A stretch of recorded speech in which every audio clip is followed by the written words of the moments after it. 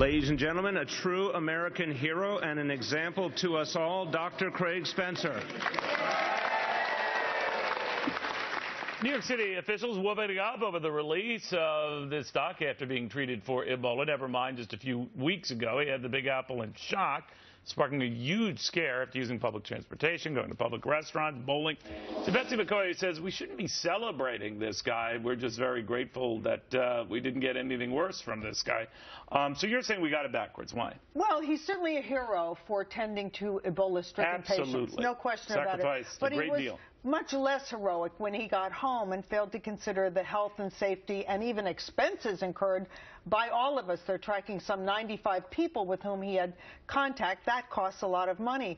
Yeah, it would have been very different had we had a plague on our hands here. Well, treating Ebola is so perilous that 311 doctors and nurses have died in West Africa just this year treating Ebola patients. So it's obviously very dangerous. Samaritan's Purse, one of the intergovernmental organizations, insists that their doctors and nurses are quarantined when they return. And many should that be our protocol, you think? It to remove all should. doubt? Because the rap here against that is that it just incites more fear. No.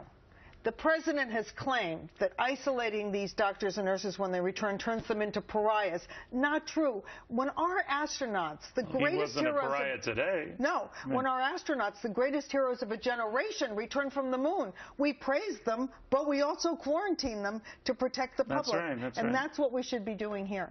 All right. So what do you make of Ebola right now? That it seems to have eased. The immediate threat has eased. I talked to another virologist friend of mine not too long ago, said, you know, Neil, at any given moment, any given time, we're letting our guard down and we're assuming it's one and done. It's impossible to know how many cases we'll have and whether Americans will die from Ebola. We know so little about this virus that scientists are truly humbled.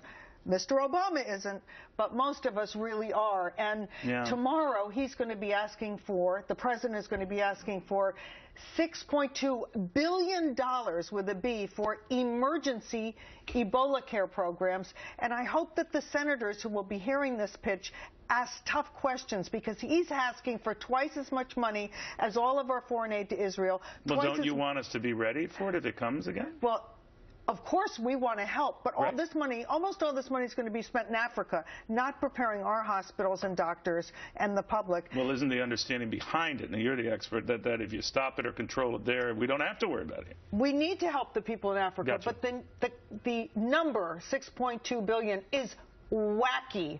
Gotcha. That is more than we spend for all kinds of cancer research. 360,000 Americans die every year from leaving cancer. aside we don't have money, but you're right about that. That's Real right. quickly, what do you make of this latest news on sign-ups for the health care law? Very, very weak. Very, very weak, because Obamacare isn't affordable, despite the fact that it's called the Affordable Care Act.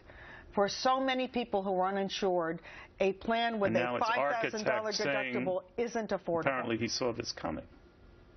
Who's the architect who saw this coming? Well, he also said he assumed the public was stupid. The fact is this plan was sold with lie after lie after lie, and that's the part he got right.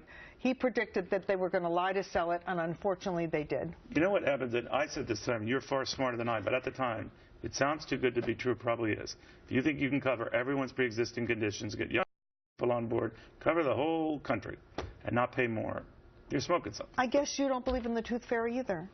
Well, I do, actually. The tooth fairy is a lot more honorable. All right, thank you, young lady.